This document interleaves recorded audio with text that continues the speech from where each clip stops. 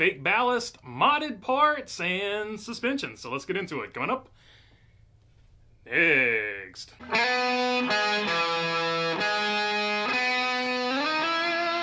What's going on, everybody? Hope you're doing good today. All right, we finally got the penalty report. We got some suspensions and some things to get into, so let's look at the penalties first. Chase Briscoe, Todd, Gilliland, and Cody Ware. Their teams are looking at some penalties. We'll start here first with Chase Briscoe. L2 level penalty.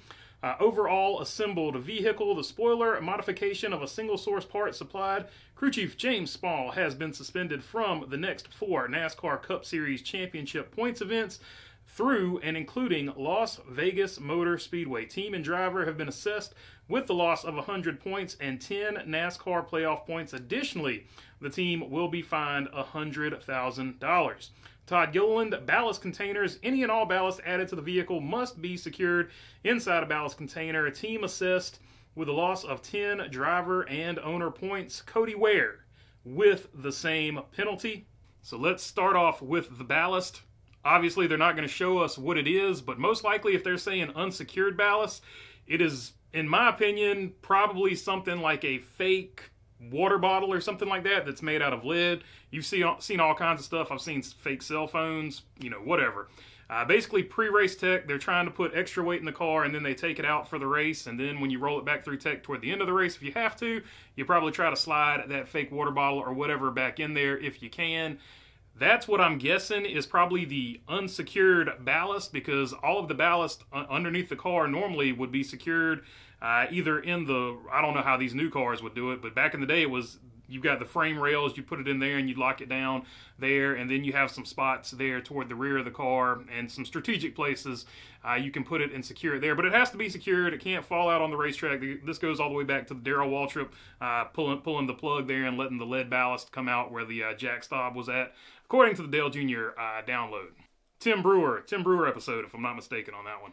On to the penalty, though. 10 driver points and then 10 owner points. That's definitely not going to help, but it could be a lot worse. This used to be a huge penalty. This one not getting to the extent of a post-race missing weight, which would be what happens if you were way underweight post-race. We saw with the Alex Bowman deal, where in that situation, when they took the points away, it cost him his opportunity to be in the playoffs. So not to that extent, I guess, because I don't know. It's NASCAR, but either way, it seems like a very similar penalty, although one is missing weight and one is adding weight that you can remove later. It's just a weird deal. But 10 points, I guess it seems fair. I don't know. Then on to the Joe Gibbs penalty, where this is the big one, very similar to the RFK penalty back in the day for modifying a single source part. This is a huge no-no in NASCAR, and when you do it, you're going to get hit with the big penalty, the level 2 penalty, and of course, going back to RFK, I think the exact same penalty, 100K, 100 points for regular points, and then 10 playoff points or whatever like that. So probably going to be very difficult to point your way in with a 100-point deficit, but that's probably not the end of the world, because a lot of people are expecting Chase Briscoe to win a race this season. He's in the best equipment of his career, so they're thinking he's going to win a race. So the 100 points from that perspective won't matter unless he doesn't win a race a la Martin Truex Jr. last year. However, that's where the 10 playoff points come into question too, because if you only win one race, that's basically just going to put you like you got in on points anyway with the playoff points. So the playoff points taken away is also going to be a huge factor. The $100,000 also nothing to sneeze at as well. But before we get too deep down that rabbit hole, Joe Gibbs Racing is appealing the penalty issued by NASCAR to the number 19 Cup Series team today. The issue in question was caused in the assembly process when the bolts used to attach the spoiler base to the deck lid caused the pre-drilled holes to wear due to supplied part interferences. There we go. The part in question is the spoiler, specifically the base of the spoiler. They're saying they didn't modify it. They're saying it was just overall wear and tear, that I guess they're saying the holes were modified to slide it down, up and down, whatever, put some adjustability. That would be my guess, because that would be your only, maybe the holes got wallered out or something like that. So they're arguing it. It's going to be interesting to see how this plays out in the appeals process, and if they can get it, probably won't get it thrown out, but could get it reduced. But this is one of the bigger penalties, so it'll be interesting to see how it plays out, if the penalty stands and whatnot. So that's the penalty itself, but we haven't touched on the crew chief. The crew chief, James Small, is going to miss 4 races. And immediately when this news came out, the Martin Truex Jr. fans that don't necessarily care for James Small because of some comments he made right here immediately jumped on this to give their opinion, and we'll get to that in a minute, but let's read the comments as to why they don't necessarily like him. So we're going to push him really hard, talking about Chase Briscoe there. It's going to be really great to actually have somebody, for one, that lives in North Carolina, and 2, comes to the shop multiple times a week so we can build a team around him and have him in the process of developing the setup each week and helping us to be better as well. So we're really excited to have him on board, and I think it's going to be a big gain for the 19 team. So a lot of Truex fans saw that as throwing shade at Martin Truex Jr., saying he was never there, and that James Small felt he couldn't build the team around him, amongst other things there.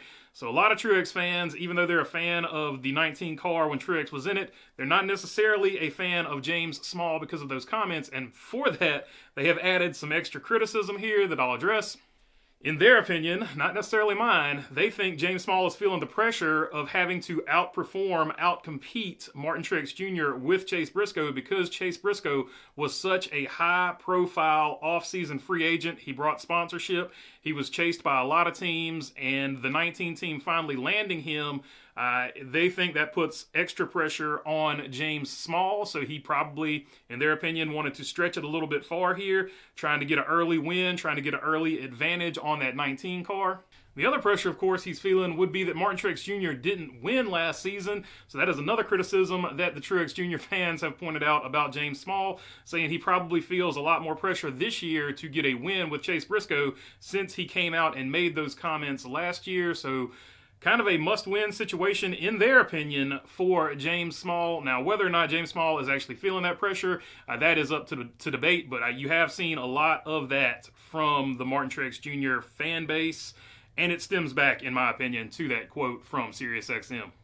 However, that was not the only penalty stuff that we got to cover today, because the Truck Series penalty of Parker Kligerman was upheld by the NASCAR panel.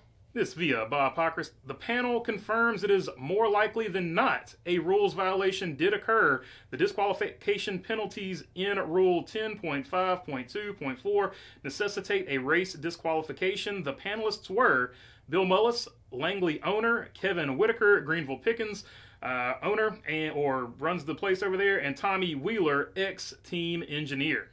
So Parker Kligerman, the DQ stands. He continues to not be the winner of that Daytona race. Still kind of vague about what the actual penalty is, so we can't get into the nuts and bolts of that, which is going to lead to all kinds of speculation. A lot of people are just going to blindly think that either NASCAR is right, or a lot of people are going to blindly think that Parker Kligerman and the Henderson team are right. So it's going to be split there because we don't have a lot of information. Another thing that is going to be criticized, whether NASCAR is right or wrong here, is the panel itself. Now, I'm not saying the panel got it right. I'm not saying the panel got it wrong. But as long as you have a panel where 2 of the people on there are at least reliant on NASCAR, because those are 2 NASCAR-sanctioned tracks, Langley and Greenville Pickens, that's basically, in my opinion, like when you ask your mom something and she says no, and then you go ask your dad and your dad says, well, what did your mom say? It's a situation like that. The appeals panel, you can easily say that it is like that because they're not necessarily going to disagree with somebody that they're in business with. And once again, I'm not saying that they got the decision right, but until you get a completely separate organization to take care of your appeals process, an organization that has nothing to do with NASCAR, that is going to look at the evidence, that is going to look at the facts, everything presented before you in an unbiased manner, you're going to get this criticism that it's a kangaroo court, there's no real appeals panel, because you've got people that are basically affiliated with NASCAR, and it is in their best interest, in these people's opinion, to agree with NASCAR, because obviously it's going to help them to agree with NASCAR. So to reiterate, not saying they got it right or wrong, just saying NASCAR might need to take a look at its appeals process and put some people in there that aren't affiliated with NASCAR, so that you don't get this criticism that every time a penalty gets instated or not overturned or whatever, people can't immediately be like, oh, they work for NASCAR, that's why they agreed with NASCAR. You're going to get that criticism until you fix the process itself. That being said, should Parker Kligerman have been disqualified? I don't know. There's just not enough information out there on what the actual penalty was and what the argument about said penalty, the argument against said penalty is. So until we know all that, it's hard to make a call on it. All right, that's all I got for you on this one. If you made this far, we'd love to have your subscription. If you're already subscribed, I appreciate you as well. And other than that, thanks for your time. Peace.